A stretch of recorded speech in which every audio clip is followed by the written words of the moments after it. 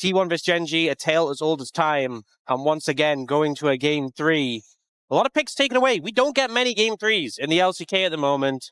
It's been a lot of 2-0s, so champion pool is going to be tested further. We know, obviously, a lot of these players have champion oceans, but a lot of the favorites taken away already, and Jarvan going to continue as a ban here. Remember that T1 opted to ban this over the Karma, and ultimately it was successful. Yeah. Definitely a risk.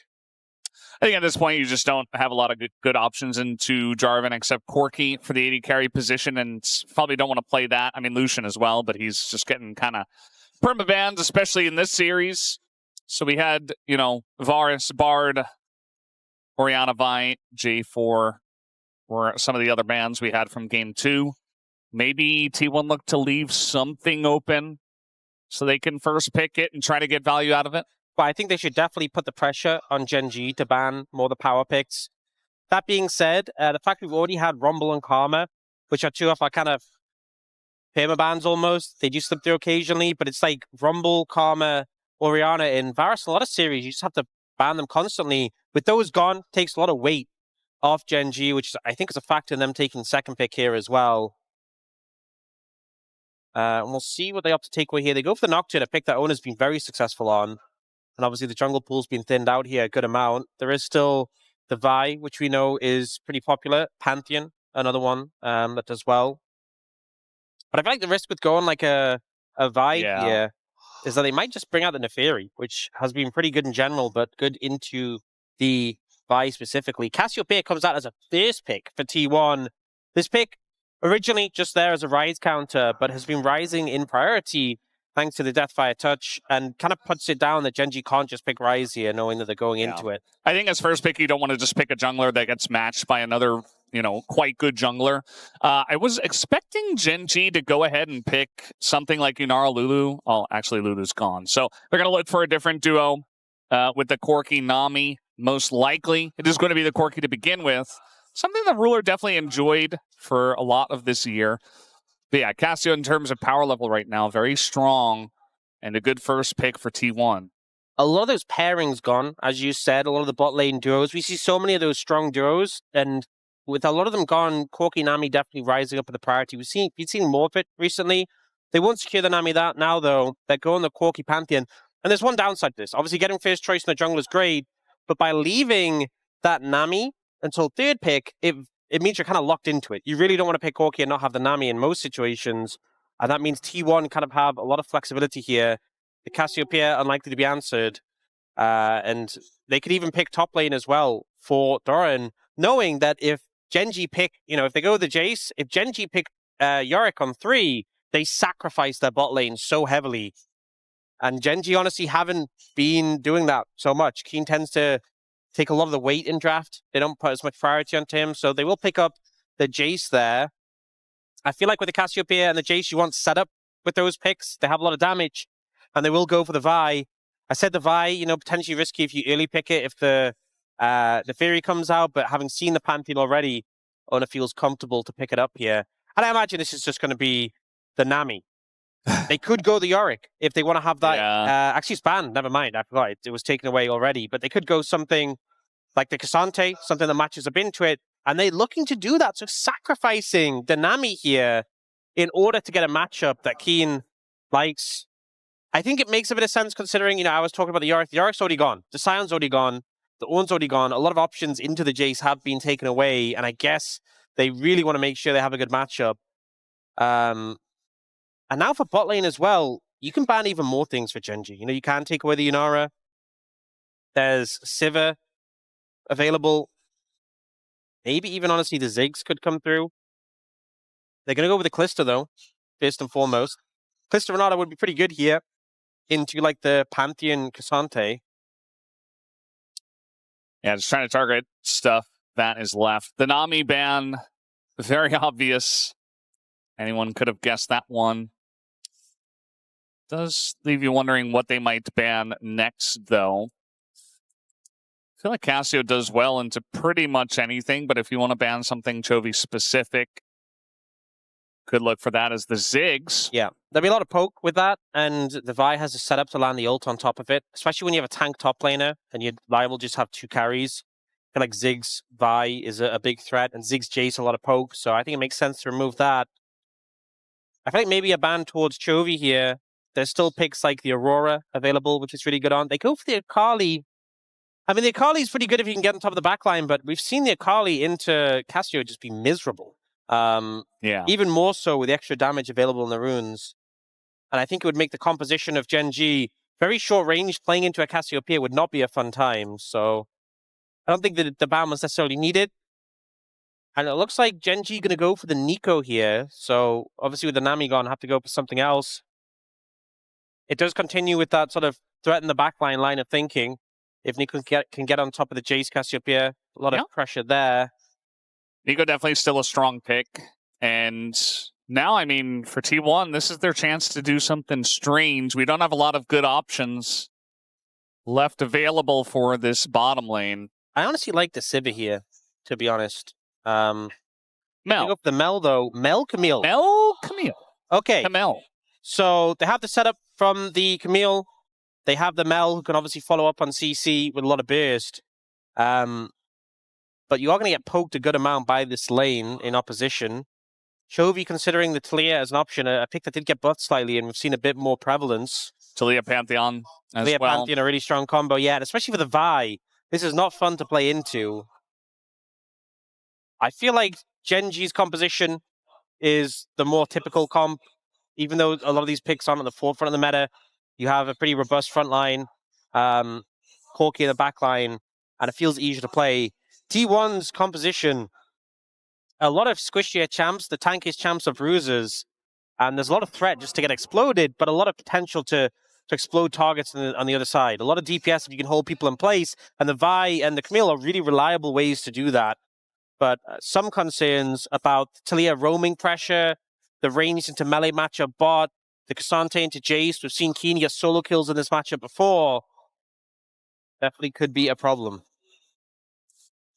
The fans you mentioned, pretty tense right now. I mean, we've seen so many fans come out here for this matchup, for the Saturday Showdown. Really just want to see their team win and get all the glory today, but only one team can do it. And T1, they've gone for something a little bit different, as we kind of expected with so much stuff banned away. Corki Neeko for Ruler Duro, as it is time. Let's hop into the rift for game number 3.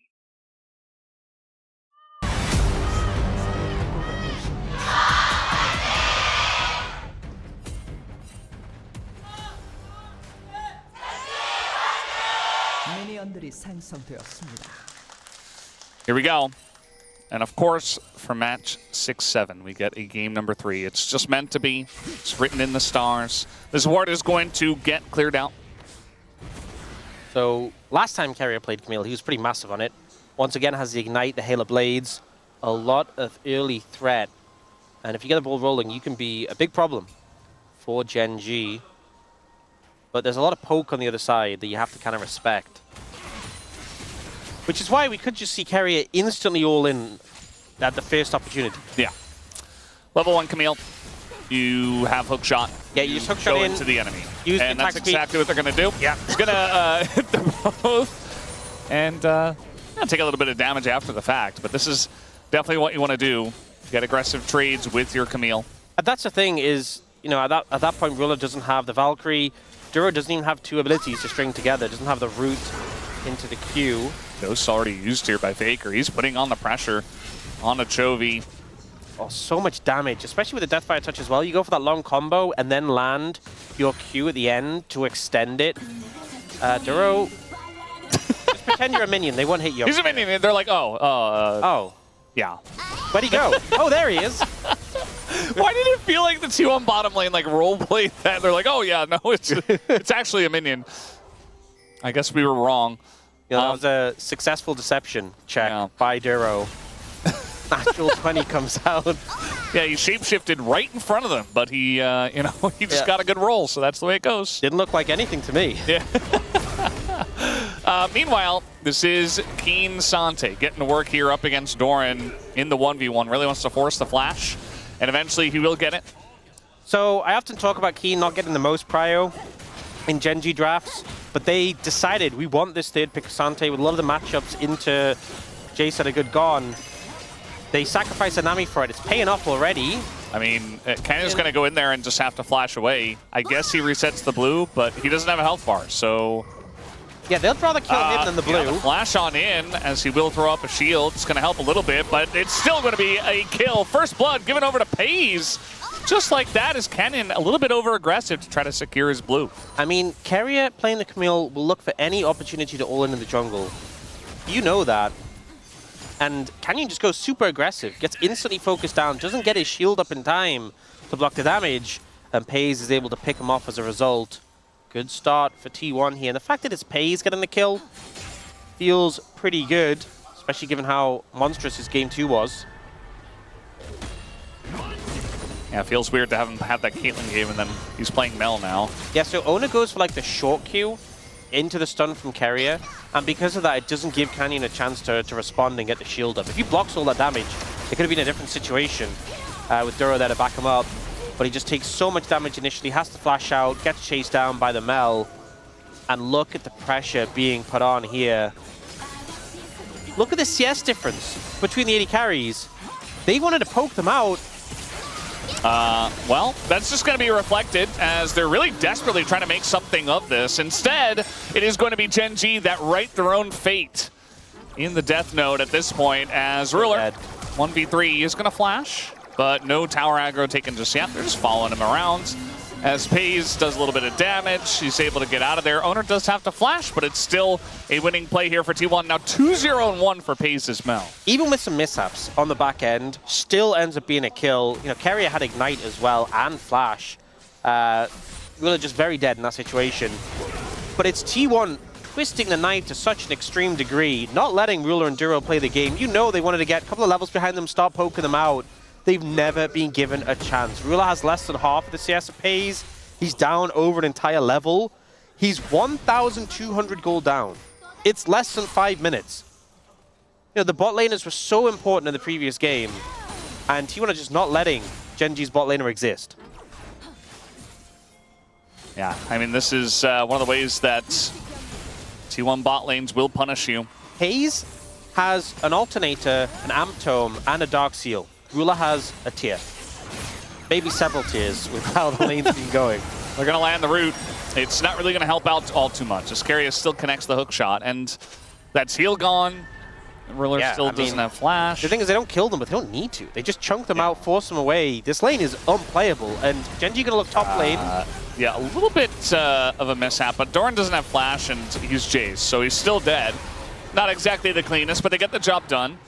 And that's a kill over to Kiin. It's good they're getting a kill there. It's good they're able to do something despite what is going on bot lane, but I'm afraid it really doesn't make up for how bullied out your bot lane is getting. I mean, look at this. They don't have a bot lane. There is no bot lane to bully because they don't exist. And there he goes. He disappears. Peyz does die, though. But the kill is given over to Duro, and a large amount of farm is denied. He's still at 14 CS. I was saying before 5 minutes, I was like, he has less than half the CS. He had 14 CS there. Ruler hasn't killed a single minion in over a minute, maybe even longer. He's still at 14 CS at 6 minutes. Keria has half his farm. Yeah. This is just brutal. This is so unplayable, and it's getting to the point where Peyz is almost level 6, Ruler isn't even level 4. Pantheon is about to get ultimate, but if you show a bot, you just lose. If it's 3v3, 100%, but I don't even know if you win 2v3 at this point, with how strong Peyz is becoming. Nearly going to have his first item as well. Finally, Ruler gets another bit of CS. Maybe he'll hit 20 CS before... He got his first 4 CS in like the last 3 minutes. There we go, 20 farm. Hey. Yeah, Keria, you know, he doesn't have Ignite, he doesn't have Flash. Also, he moved out of the lane, and they knew it, so... Also, Keria just double Ruby Crystal, double Longsword, just as many base stats as possible. That's the thing about Camille's support as well, is it's not like a Lulu, it's not a Nami, it's someone who actually will just kill you, even without items. Like, that is something that Camille can do, and just so much pressure. I think that's part of it, you know, when you're talking about like the 2v3s, like Peyz is really fed, but also Camille It's not going to make your day easy. Does look like Kiin is keeping this wave right in front of his turret. And there's not really much that Doran can do to punish him. So kind of frustrating for Doran. But again, I think they're winning on the map. And you can just go top and kill Doran. Even with Flash, you got ult behind him, he's pretty dead. You see Kiin's trying to set up for it. But Oner's moving over. They kind of expect this play. He flashes well, and Oner counters. This could be huge. Yeah, I mean, it really comes down to the timing. Oner is here. A lot of damage already done to Doran, but yeah, flash comes in. There's the stun. The knockback, though, is good from Doran. And now we got a TP coming in from Peyz. As the follow-up here coming in from Oner, and Canyon is isolated and will be going down. Oner picks up that kill, and the pressure from the TP is good. Such a good read from T1. You know, bot lane's in shambles. Canyon can't really do anything there. He's like, I'll go top. We know we can kill Doran on repeat, but he has flash available, doesn't even need it. A good buffer with a knockaway onto Canyon. And the fact that Peyz is there as well to clean up, to make sure, to guarantee they win that fight, just spreading his influence on the map. And Oner going to be able to pick up the grubs as a reward. Getting those grubs as well when you already have so much pressure and been devastating Gen.G's bot lane tower definitely feels bad. This time it's Oner who picks up the 3 grubs. I believe it was Canyon who got 3 grubs and like all of the objectives in both games 1 and 2. All the early objectives. This time it's going to be T1 with all the pressure they have. The Hextech Drake, the 3 grubs. It just feels like this game is one that T1 explicitly wanted to take into their hands right from the get-go, even with that early Cassiopeia pick. I mean, we saw game 1 really come down to that flex from Gen.G, the rumble to mid, the Renekton top lane, giving them so much power. This game, T1, it feels like they brought out some of their tools they had in waiting with the Mel, Camille, just playing around it so effectively here. So Canyon's waiting for the chance when Oner burns the Q to jump in. Doran's able to self-peel here, and then with the TP coming in, Oner just says, cool, we'll just kill the Pantheon. Kiin has to leave. They know they can't hang around and wait for Peyz to arrive. And it ends up going favorably towards them. Doran's just so fast. I mean, he picked up the Swifties, and now Kiin is having a much more difficult time of actually locking down the Jayce, like we did see earlier on in the game when he burned the flash. I say that. This time, though, up against the wall, Kiin will land that. No ult available yet. The Pantheon is once again hovering towards the top side. And I think it's fair, because what else can you really do? A game like this. Even though there's been more farm picked up from Ruler, he's level 6 now, can farm with the rockets a bit. You can still see how much pressure there is on the side of T1. And Keria just gave a ton of solo XP over to Peyz. So the level of support's pretty even, but Peyz 2 levels up on Ruler. Yeah, level 8 Mel is pretty gross at this point in the game. Keria's even getting in there, trying to poke a little bit himself. And we thought maybe something was going to be brewing here in mid with Oner nearby, but he says, you know what? It's my turn to get double dragon. Pretty easy to get dragons when your bot lane has this much control, but he'll definitely take it. Yeah, again, the Gen.G bottom lane doesn't exist, so pretty easy. And now on Vision, Duro might just be dead, as there's the Reflect as well. It is rebuttable, and Duro's not going to die, but he does get his back stopped. Yeah, the heal and him getting out of that and having the peel from Canyon to stop any further damage coming through, definitely saving him. Just shows how scary this Mel is, though. I mean, the fact Canyon jumps on him, and even then they don't want to follow through, they don't want to chase more. The plan right now for Gen.G is survive. The bot lane just needs to survive as best as possible. Because with how early there was this massive gold lead, you cannot contest them. You need to wait until, even if they still have a 2,000 gold lead, it's a lot less significant at 20 minutes compared to when they had it at like 6 minutes. Yeah. I'm just glad that Ruler doesn't have 14 CS still. That was kind of sad. That would have been troubling if that was still the amount of farm he had at this point. It's going to be very far behind on the quest completion. It's like the saddest Corki feeling because your spike comes so much later. You just do not get to play the game for a very long time. And it totally shifts your mindset. You just have to kind of accept your fate. And we'll see if Ruler can handle that. They were moving up to the top side, and they spot Oner just stealing away the red buff. Can't really do much about it. And now it's a 1v1 in the bot lane. Doesn't look fun. I mean, the 2v2 didn't look fun. The 1v1 also doesn't look fun. So, that tower's not long for this world. Honestly, Gen.G might be better off with the tower gone, so at least Ruler has somewhere safe to farm. Yeah, I mean, do you just let it go down? I mean, he has to step up and get the farm, but maybe you can let the minions hit a little bit. Trying to go for an aggressive trade as Cannon's up on the top side of the map again. I don't know if T1 let the tower go, though. Yeah. I think Peyz is going to let as many minions die to it as possible.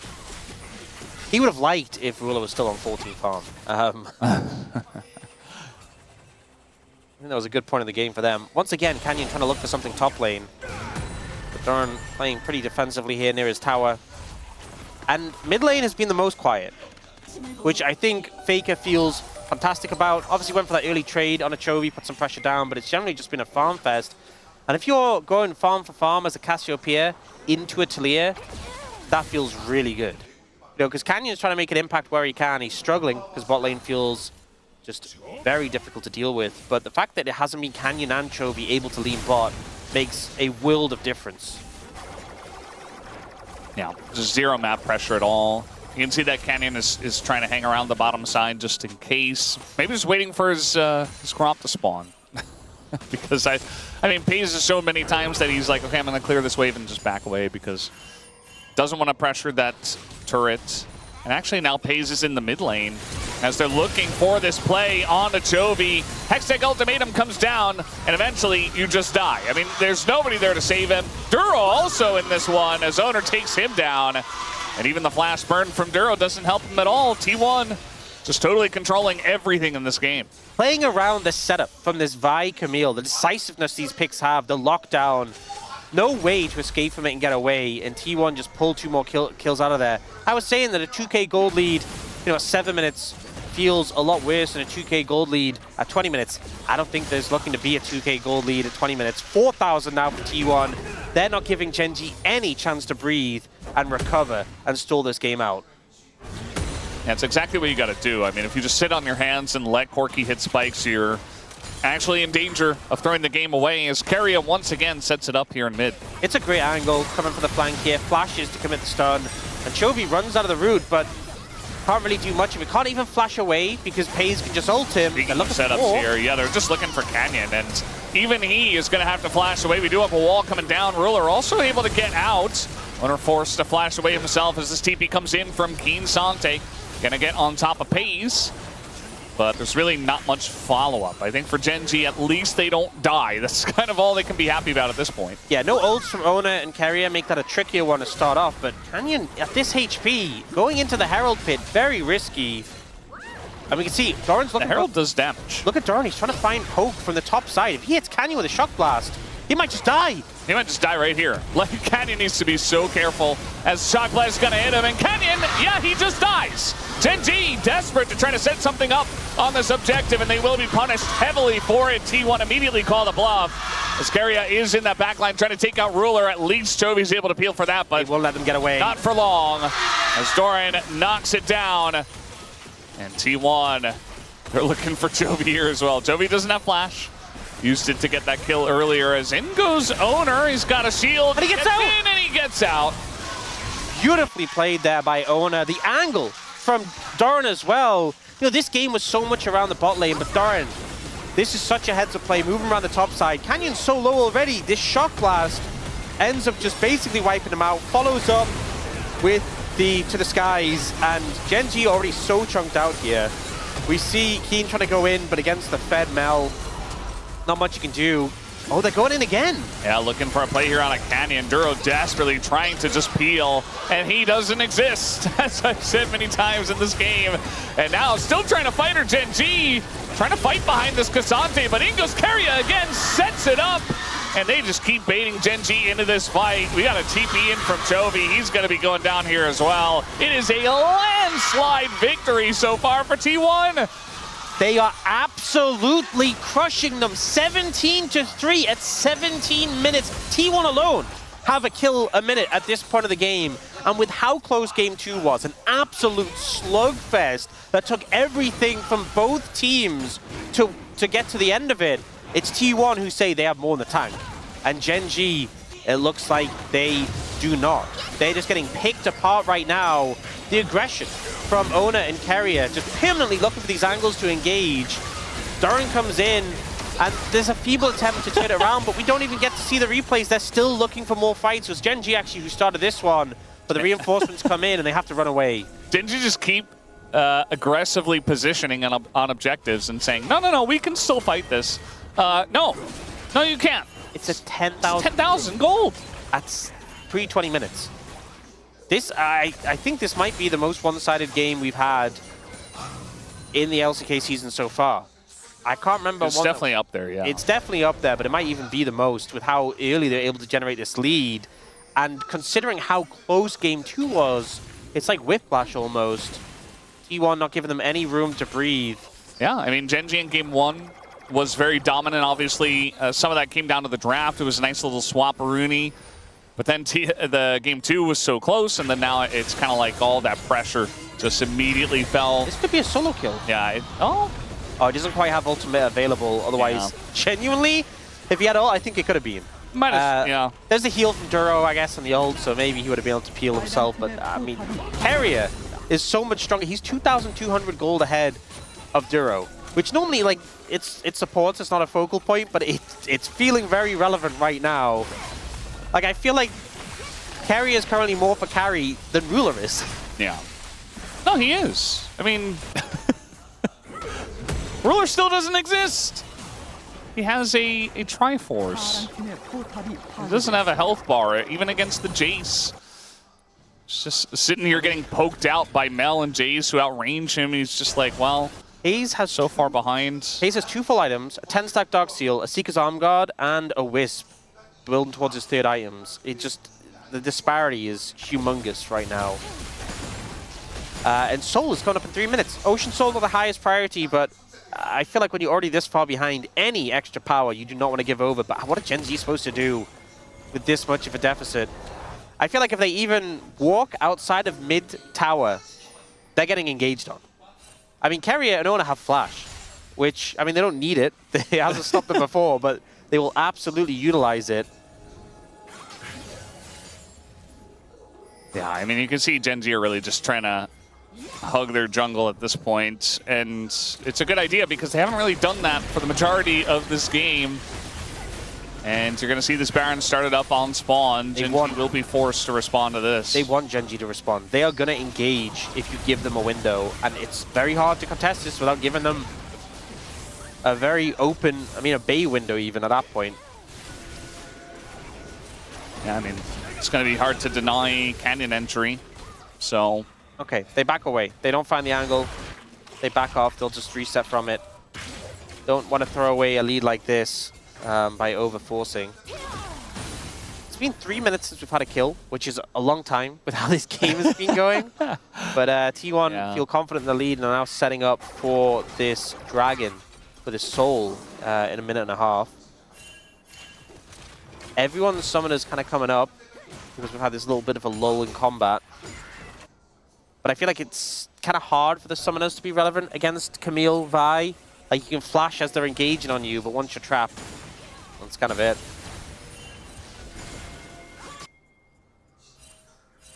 Yeah, I mean, just waiting for this next one to start up in about a minute.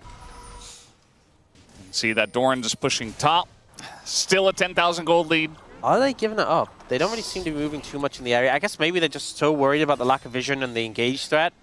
Maybe they push mid and rotate over. But, I mean, Gen.G just do not look like they want anything to do with T1 right now. They're playing so defensively on the map, understandably. But it does not bode well for their chances of making it through the jungle, over the river, and to the Dragon Pit. Feels like, you know, such a long distance to cover with Camille's and Vi's hiding in the jungle. Yeah, I mean, they don't really have an entry to this fight. I mean, as you mentioned, like, maybe you can push up through mid, but if you are out on the map 5v5, even like 5v4, I think T1 just jump at the chance. I mean, T1 have been relatively restrained in the last 3-4 minutes.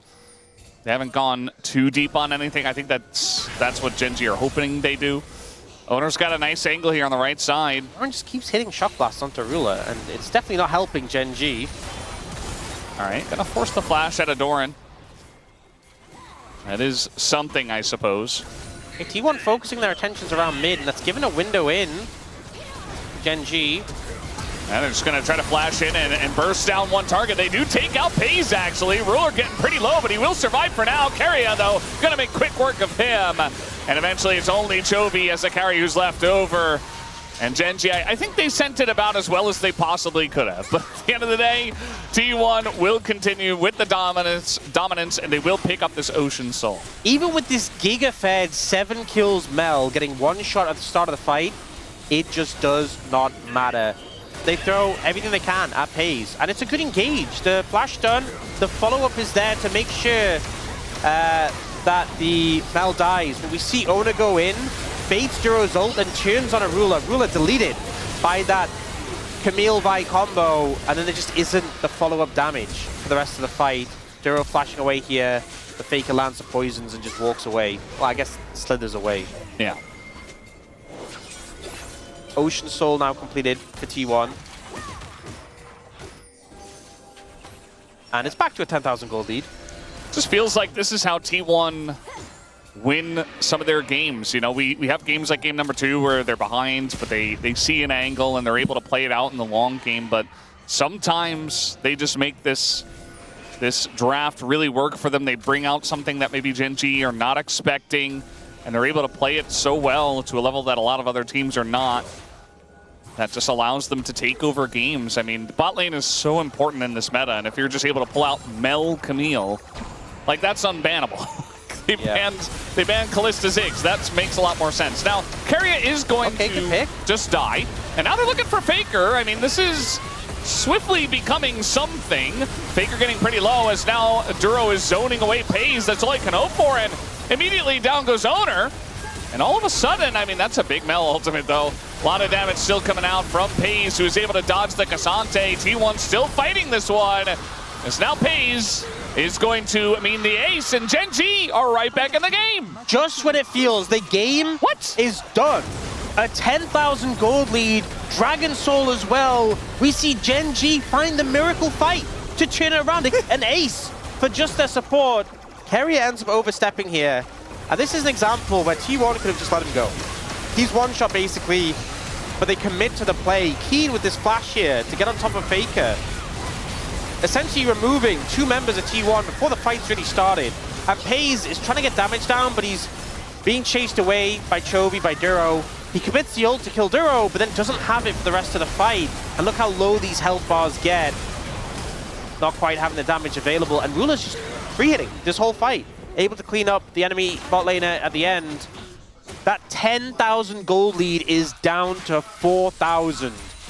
And what looked like if not the most one-sided game of the season so far could end up turning into the biggest throw this season so far if Gen.G are going to find more ways in like that. That was a massive... I mean, look at the goal difference. Yeah. Right now, Kiin's actually ahead. Chovy and Ruler are basically even. That's the thing with those kills as well, with who they were going to. It's Canyon who didn't pick up any kills, so he's still really far behind. Duro as well. You don't really care. Okay. Canyon's a point-and-click stun. Duro's your engage, but your carries are now at parity. And that's such a big deal. Insane. I mean, we didn't even talk about what Gen.G's composition really does in much detail because it wasn't going to matter. This game was over. It was over. It was in the bin. And yet, now it's not. And Gen.G have a Red Bull Baron power play of 1,500. They still have immense amounts of pick with Taliyah, Pantheon, and Neeko. And T1 just did not respect it. I mean, they were respecting it for a while. I'll give them that. Until they weren't. And all it takes is one time. I think it shows how fragile the T1 composition is and how vulnerable to being bursted it can be. There's a lot of squishy members. The Vi Camille combo feels amazing when you're going in, but when you're getting CC locked, you go down pretty quick, especially with all that extra gold the carry's got. But Canyon, Kiin, Chovy, that top side of the map has so much setup to make the picks happen. And right now, Gen.G looking to pick up even more gold on the map. The Ocean Soul's not a game breaker, so the fact that that's got it just kind of sets up for a really early Elder Dragon. But Gen.G just picking up more gold on the back of this Baron. 29-minute Elder is going to be spawning here, and the timing of it is very nice. Gen.G get all that gold on the map. They're able to get it back, spend all of that gold, and then head straight for the Elder and try to set up vision. And T1 still have a gold lead, yes, but this was not supposed to be a playable game for Gen.G. The fact that they can move out on the map in the first place is just crazy to even say. Now, Peyz does have a Zhonya's. Hopefully that does help him in the next fight. I mean, the last fight we had, it was just 1 by 1, the dominoes were falling, so, you know, it didn't really, you know, even if Peyz had his arm guard at that point, it wasn't able to help him. There's no reason to use it in that spot. But maybe in a 5v5 that's a little bit more controlled, T1 can still make something happen and avoid some of the heavy pick potential of Gen.G. I think having the vision setup is so important for this. You can see like the Gen.G vision line is kind of on the eastern side, and T1 really have control of like the banana brush and that line brush next to mid. It just really intense pockets of vision for both sides around their areas. But I think flanks can be so dangerous in this game from both sides. There's champions that really can be a big threat if they get onto your backline. We've seen Peyz getting focused down, being a big factor. He does have that full Zhonya's now for a bit of defense, and Gen.G moving in to clear out some vision. Another factor is there's a lot of poke from T1. With the Jayce, with the Mel, they can get down early, can make a big difference. I like how Oner was walking there. Was like, maybe I find someone, but it's the... They're going to go in for a pick here. I mean, Canyon just isolated, and he will be taken down. Duro, though, wants to continue the fight. Not much follow-up there for the side of Gen.G, but Kiin pretty gigantic, and now Faker looking to flash over the wall. Might just have the damage. Ruler is isolated, and they do take him down this time around. Kiin still uncontrolled, but it's only Kiin as he will flash on in to try to save Chovy, and he will be able to. And all of a sudden, okay, Kiin is going to go down. It was looking like maybe we had something brewing here for Gen.G, but it's still T1 to win the fight, take the ace, 1,500 kills for Oner, and that's a good fight to get it on. And what a game, honestly, to get it on. Oner has been instrumental for T1 in this one, and honestly last game, getting like the secure on the Elder Dragon. They will be able to dispatch Gen.G.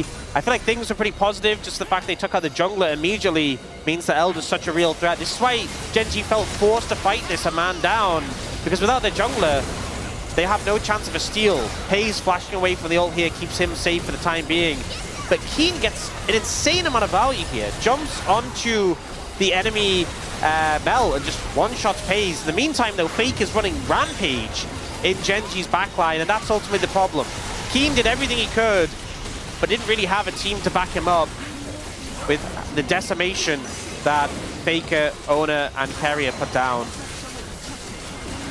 Elder Dragon now secured. And it's Baron in 45 seconds, so even if you struggle to siege, you can just pick that up as well. It's going to overlap quite nicely with the Elder buff.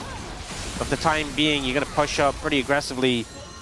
We said earlier in the game, Gen.G, they just needed to survive, stall the game out. Well, they're now facing an Elder buff, and once again, they just need to survive, clear the waves, and buy time. Yeah, at least for now. As you talked about, you know, the Baron is not up yet, so no Baron buff means that these waves are easier to clear.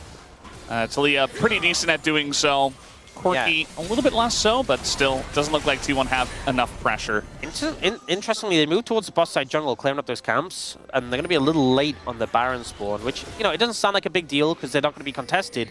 But every second that goes by for Gen.G means time where they're not overlapping the buffs.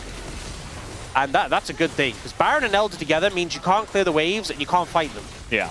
But as soon as it's only one of them, if it's just Elder, you clear the waves. If it's just Baron, you fight them. And they are going to pick it up now. They are going to have about a minute, but the waves have been pushed out by Gen.G to buy them as much time as possible. A reset comes in from Keria. How much time do you really have with a wave pushed up to the enemy turret? 30 seconds, you get 2 waves maybe, and then the Elder is gone, and T1 didn't get a ton of value out of it. They're still mega ahead. They still have the Baron. They're still in a great position, but Gen.G, they've bought time at least for now. If they have to sacrifice a tower here, it's definitely worth it. You don't want to fight until that buff is cleared. Yeah, almost certain you're going to have to sacrifice something here on the side of Gen.G. The question is really, where is it going to be? It looks like T1 main siege is up on the top side of the map. Okay, 20 seconds, last wave. If you have to give up the tower, then do it. Yeah. There's the wall. I mean, that's a little bit lackluster. Doesn't really do anything. And now Chovy's out of position. Straight on the miasma. Does go golden, but that just means that the Cassante is dead, and so is Chovy. Ruler going to get ulted as Duro's trying to peel, but the Elder is too strong, and so are T1. Right? Guys? Okay, Ruler is going to get the kill, but we still have Elder. Wait, it's Elder's 2v2. down. Elder's down. But they have Baron, so they've got a big wave. This is the two carries of T1 that aren't quite strong at this point in time. Canyon. Oh, that's the gonna be a reflect on the missile.